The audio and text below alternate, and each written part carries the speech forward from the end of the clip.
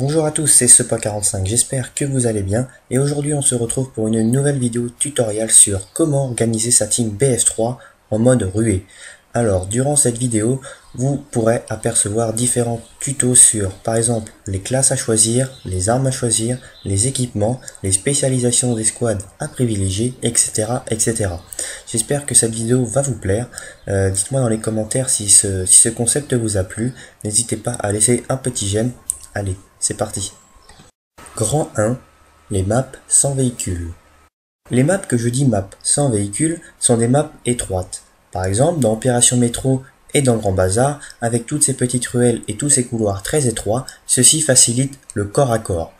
Donc, l'ingénieur qui lui est là pour détruire des véhicules ne servirait à rien, plus le sniper qui est là pour marquer les cibles de loin ne servirait également à rien.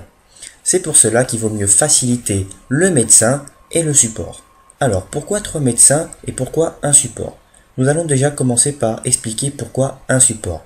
Un support est là pour donner des munitions à ses coéquipiers. Ça, nous le savons tous. Pourquoi mettre 2 supports, donc 2 fois plus de munitions, alors qu'un support peut se donner des munitions en illimité? Ceci serait vraiment du gâchis et serait vraiment une classe gâchée. C'est pour cela qu'il faut mieux mettre un seul support qui lui est là pour donner des munitions en illimité à tous ses coéquipiers.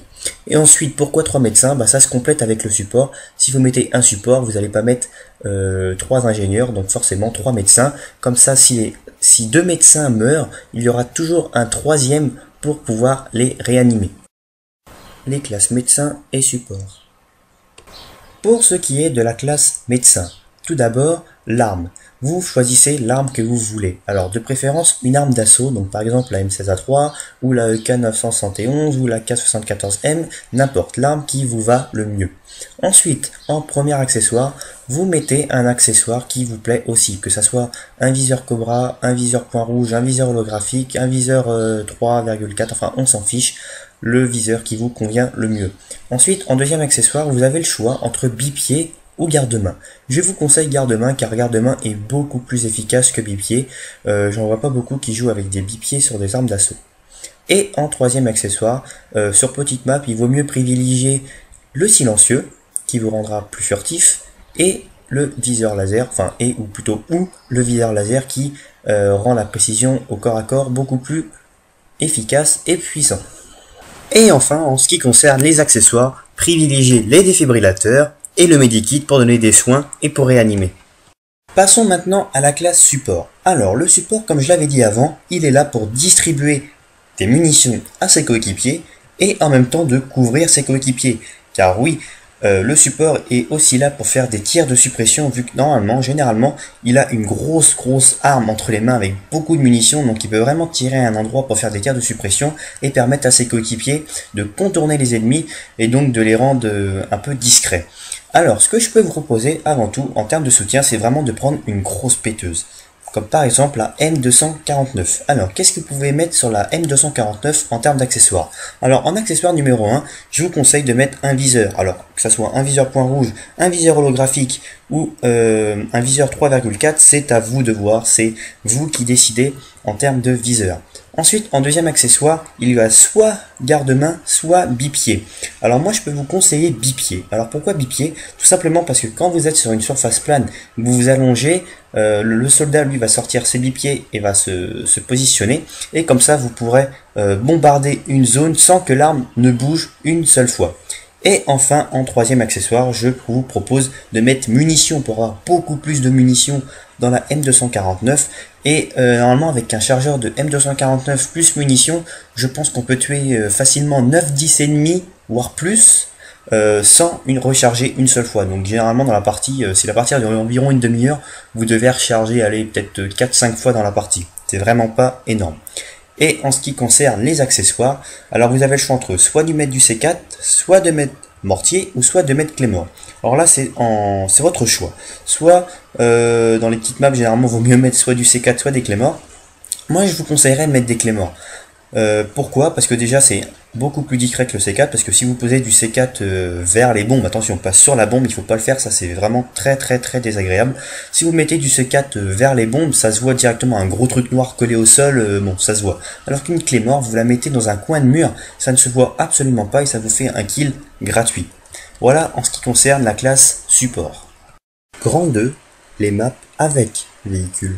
Parlons des maps avec véhicule. Qui dit map avec véhicule dit forcément ingénieur. Alors je vous conseille de mettre 2 ingénieurs dans les squads. Alors pourquoi 2 ingénieurs? C'est tout simplement pour détruire les chars, les BTB et les jeeps beaucoup plus rapidement. Car oui, détruire un char avec un seul ingénieur, c'est vrai que ça prend énormément de temps et ça permet aux soldats de se faire repérer.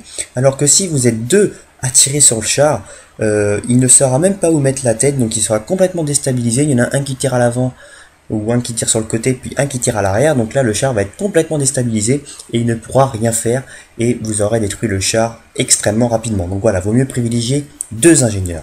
Ensuite, il vous faut absolument un médecin, car oui, un médecin dans une escouade, c'est très important. Une escouade sans médecin, c'est pas une escouade. Il faut toujours quelqu'un pour réanimer ses coéquipiers qui, pourquoi pas, pendant ce temps-là, étaient en train de détruire le char et qui se sont fait abattre. Donc voilà, il faut toujours un médecin. Et ensuite, le 4e soldat, il faut un éclaireur. Alors pourquoi un éclaireur? Lui, il va se mettre à l'écart de ses coéquipiers, en hauteur. Déjà, ça serait bien. Et il pourra spotter les chars qui arrivent de loin, comme ça les ingénieurs vont pouvoir se mettre en position beaucoup plus rapidement et pas être surpris même en sortant d'un bâtiment et se retrouver face à un char. Là le sniper l'aura déjà spocké. Alors spocké ça veut dire aperçu, hein, c'est-à-dire vous appuyez sur la touche select, et ce qui vous permet d'afficher les chars et tout ce qui est véhicule sur la map. Et lui, il va aussi pouvoir vous permettre de mettre des balises, pourquoi pas des balises dans un coin stratégique, dans un bâtiment, comme ça, au lieu de, si tout le monde est mort, vous avez juste à respawn sur la balise et gagner du temps, parce que c'est vrai que respawner au déploiement et refaire tout à pied, c'est assez long. Alors là, une balise en plein milieu de la map, impeccable, bien cachée, vous avez juste à respawner dessus, vous gagnez des secondes extrêmement précieuses. De plus, le sniper, lui, peut abattre des ennemis qui se trouvent vraiment de très loin, on voit juste la tête derrière un rocher, donc c'est vraiment très utile. Voilà pour ce qui est des grandes maps. Voyons maintenant les classes. Les classes médecin, ingénieur et éclaireur. Pour ce qui est de la classe médecin, c'est exactement la même que sur petite map, à l'exception d'une petite chose, c'est en 3e accessoire, vous mettez pas silencieux ni viseur laser, mais vous pouvez mettre par exemple canon lourd qui lui augmente la précision, donc pour les tirs de loin c'est plutôt pas mal. Ah, la classe ingénieur. Alors pour cette classe ingénieur, je vous propose déjà en arme principale l'arme que vous voulez, tout simplement, l'arme avec laquelle vous vous sentez le plus à l'aise. Par exemple, un exemple au hasard, la G36C, qui est entre parenthèses une très bonne arme d'ingénieur.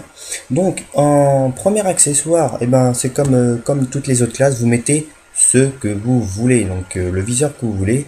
Donc par exemple, je sais pas moi, un petit viseur point rouge, pourquoi pas, un petit viseur point rouge.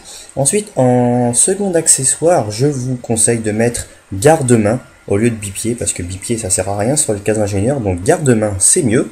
Et en troisième accessoire, alors qu'est-ce que je pourrais vous proposer en troisième accessoire? Moi je mettrais canon lourd pour augmenter la précision des tirs de loin. Voilà. Ensuite, en ce qui concerne les accessoires, là il n'y a pas photo. Forcément le SMO ou le RPG, ça dépend de quel côté, soit russe soit américain, vous êtes.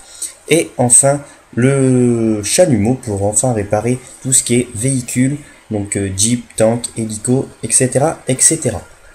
Et enfin finissons avec la classe éclaireur. Alors lui l'éclaireur est très important, comme je l'ai dit avant, il se met à l'écart de ses coéquipiers en hauteur et ça lui permet de spotter les ennemis, de spotter les véhicules de très loin. Alors pour ce qui est de la classe, je vous propose déjà de mettre un sniper, par exemple le SV98 qui est un très bon sniper.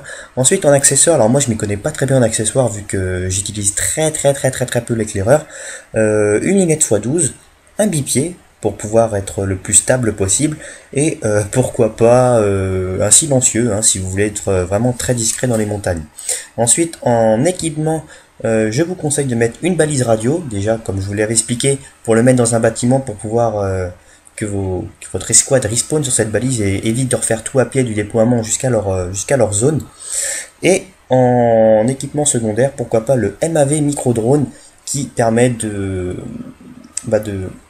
comment on dit, de contrôler un drone de reconnaissance pour pouvoir spotter les ennemis. Donc ça, c'est un petit drone qui se conduit tout seul. Voilà pour ce qui est de la classe éclaireur. Grand 3, les spécialisations d'escouade. Maintenant, nous allons parler des spécialisations d'escouade. Alors, qu'est-ce que c'est que les spécialisations d'escouade? C'est tout simplement comme des atouts. Quand un soldat choisit une spécialisation, elle est valable pour toute l'escouade. C'est pour ça que quand vous êtes sur petite map, je vous conseille de mettre Sprint Escouade. Donc cet équipement de transport ultra léger réduit la fatigue du soldat et lui permet de courir plus vite. Cette spécialisation s'applique forcément à toute l'escouade entière. Ensuite, je vous conseille de mettre Munitions Escouade. Donc ces porte-chargeurs tactiles molles supplémentaires permettent au soldat de transporter davantage de munitions pour son arme principale ou son arme de poing. Ensuite, je vous conseille de mettre Par éclat Escouade. Donc ceci réduit les dégâts infligés par les explosifs et les éclats d'obus tout en fournissant une protection supplémentaire sur les parties sensibles du corps. Et enfin, je vous conseille de mettre Grenade. Donc ça va être en fait des pochettes à grenades molles supplémentaires permettent aux soldats de transporter davantage de grenades à main et de grenades 40 mm. Donc 2 grenades au lieu d'une. Pour ce qui est des grandes maps, c'est exactement les mêmes spécialisations que sur les petites maps, excepté une. J'ai remplacé Par éclat par explosif. Donc explosif, en fait, ça augmente la quantité totale de munitions explosives, c'est-à-dire que vous avez plus de balles dans le RPG pour les ingénieurs. Donc ça peut vraiment les aider énormément. Voilà, cette vidéo est enfin terminée. J'espère que vous aurez appris beaucoup de choses grâce à moi. N'hésitez pas à laisser un pouce bleu, à vous abonner à ma chaîne et de mettre la vidéo dans vos favoris. Ça m'a pris énormément de temps pour la faire. J'espère pouvoir être récompensé. Allez, salut à tous et à la prochaine vidéo. Bye!